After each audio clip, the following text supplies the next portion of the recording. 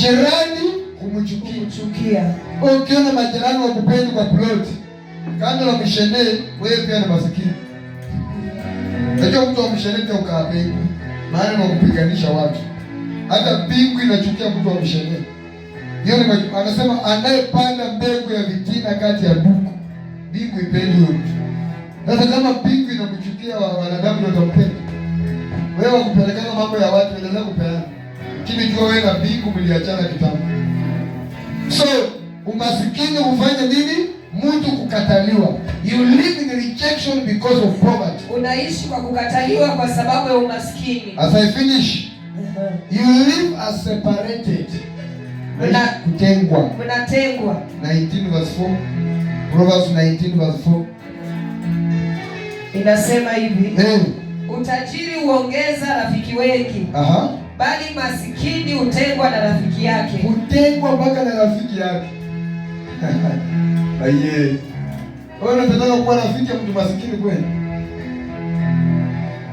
Mimi naomba mtajirike ndio mkoma rafiki zangu kwa jina la Yesu. Halo? Nasijasema ati tuwaona kitu sikupenda, nakupenda tu. Upendo imekagua penda kila mtu. Lakini siwezi kuwa rafiki ya masikini sana. Maana naweza kufanya kuwa masikini. Maana pewe sifa. Sasa fanya bidii ukuwe na pesa, watu watakupenda. They use entreaties. Wanatumia kuomba. Wanatumia kuomba. Wanatumia hao wenyewe.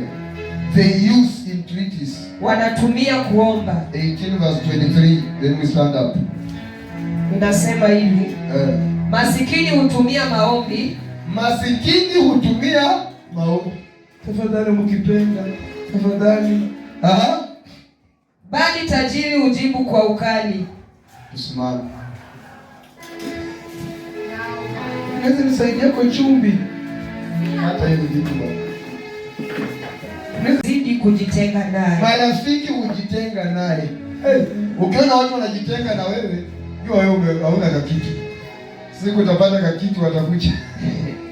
14 verse 20 the same. Proverbs 14 verse 10, 20.